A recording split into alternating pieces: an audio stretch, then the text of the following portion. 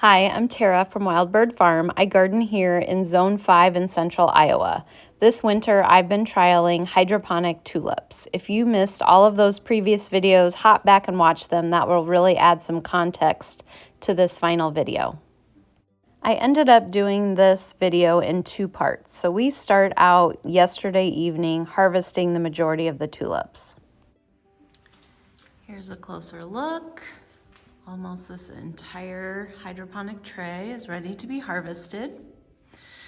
There's just a few white. I have harvested most of those. And then this I thought was going to be a dark pink. It looks more pink today. Yesterday it looked lavender. So I don't think this last variety is going to be ready in time for Valentine's Day. But that's all right. Having another succession a week later should work out okay. So I'm going to get the majority of these harvested.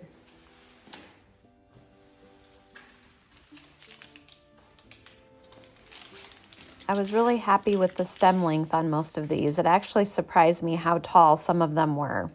I'm just cutting off the bulbs, which will be composted, and then these stems will go in fresh water overnight.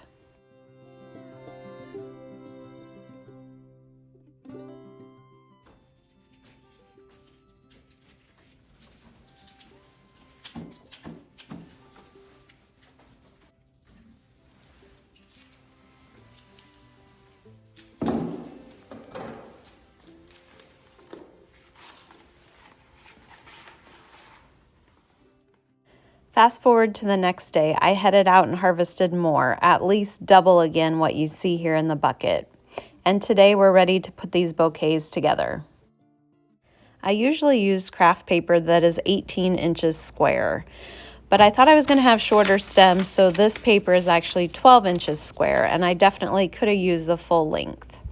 I also staple on my business card with fresh flower care instructions and then the price tags from the boutique on the back. So pretty simple process here. I just rubber banded the tulip bunches together and then laying them in the triangle, I pull those sides up and staple at the bottom and then again at the top with the stapler, and then I attach my price tag.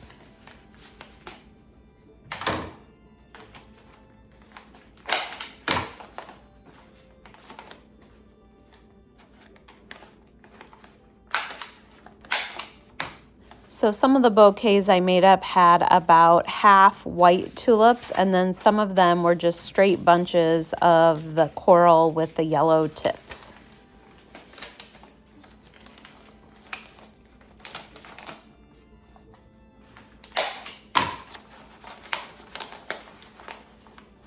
I ended up having enough tulips for 4 bouquets of each, so 8 wrapped total. And while for this holiday I probably could have sold 3 times that, I was still happy for a learning year. In addition to those wrap bouquets, I had some shorter stems that I put in a few jars. I had enough to make up 4 of these. There's 8 stems in them, and I used some velvet ribbon. I chose yellow and white to try and coordinate with the flowers. Now, would this have been better with hot pink and white flowers and matching ribbon? Yes, and that was my plan. If we remember, I thought these were going to be red with white tips, and they're much more I don't know, maybe a corally pink with yellow. So we're just working with what we have here. And then if you watched earlier, I had picked just one of this pink. I thought this was super hot pink. So my original plan was to have the white hot pink, and then these were supposed to be red with white tips. So I thought that was going to be really good color combination for Valentine's Day. But as we get into some of my lessons learned from growing these tulips, that's one of them. Overall, I'm pretty happy with what I was able to put together. I think they'll sell pretty well. Of course, Valentine is a big flower day, so I have that going for me. The boutique that I sell at, they are so great about marketing my product. They get as excited about fresh flowers in their shop as I do, and that really helps with sales.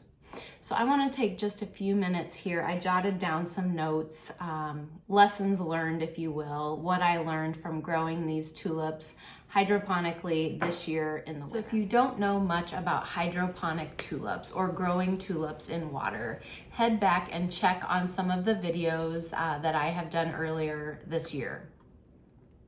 I started these tulips on December 20th. I started 4 trays, 4 hydroponic trays.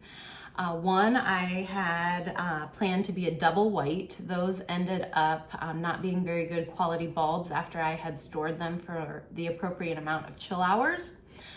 Almost all of those got thrown. The second variety was just the single white prince.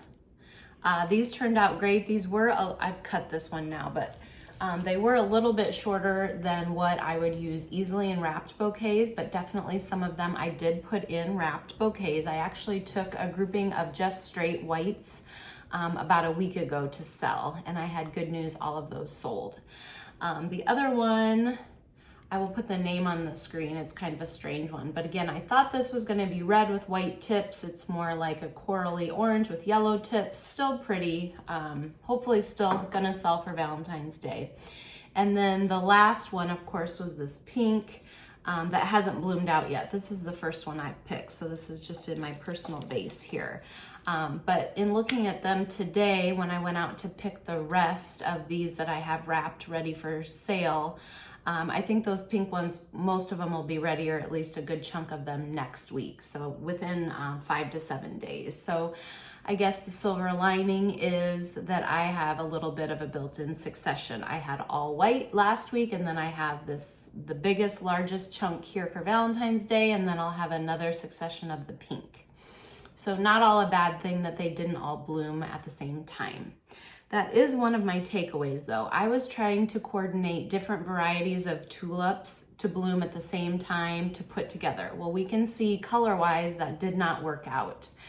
Next year, I am going to plan on just straight bunches, and if 2 happen to bloom at the same time and are a similar length, then maybe I'll put them together in a bouquet, but I'm gonna plan on more straight bunches next year. Another thing I'm planning next year, this year I used 4 hydroponic trays, and I've already ordered that many again because I really want to have more steady successions. So I'll have 2, 3, or 4 going depending on the time of year, and then I'll have that many again rooting in their cooling period to get their roots going. That way I'm not having to wait until the tulips bloom out to start another succession. So that was another takeaway. Of course, you need the appropriate amount of chill hours. There's information out there about that on the internet. I have done my own research and learned a lot that way. This is my 2nd year trialing tulips. There's also classes out there that you can take if you'd prefer to go that route. You need to be mindful of the temperature that you're keeping them at, the amount of chill hours that they need. Also in your rooting period, that you're getting them cool enough and in a dark space that they're putting on roots before they try and put on top growth. Those are all things that I pretty much had figured out after year 1, but just wanted to mention them here. Another thing you'll want to keep in mind is how you're going to care for your tulips. Now, while you could skip maybe a day or even 2 in checking on them, you're gonna need to be around your tulips pretty regularly. And I say this because the past year I had them inside my home and also in our attached garage. So even when we had our Arctic blast and it was negative something degrees, it wasn't that big of a deal for me to pop out in our garage to check on the tulips, to change the water, things like that. This year, while I'm very excited about having the outbuilding that we have for flowers, it's a little bit of a walk to get there, right? I have to put on my snow boots and my coat. I had to lug water from the house. So those are all considerations. While you need the right environment, light and temperature for your tulips, you also want to make it pretty convenient for yourself because you are going to have to check on them, and especially in changing the water pretty regularly. I think that wraps up my takeaways. As a goal for myself, I generally order my tulips. I have a lot out in the ground too. So I'm talking about all my tulips at this point. I usually order those when my other tulips are blooming. So when this year's crop in April and May are blooming, I'm taking notes and getting ready to order for next year, order next year's bulbs. And in saying that, I need to do my own research and decide. I know that some of the pre-chilled tulips, which is what I need, you can order those, but it's a minimum of like 500 bulbs for one variety.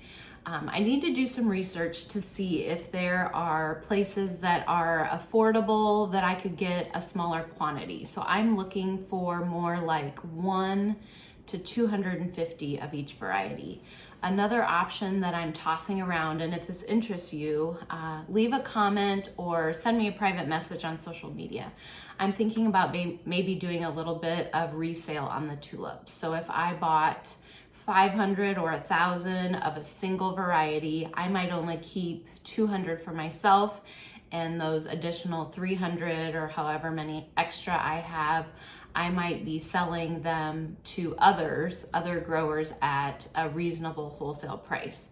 So if that's something that interests you, drop a comment and let me know. I'm gonna kind of keep a tally and see if that's something I might wanna try next year.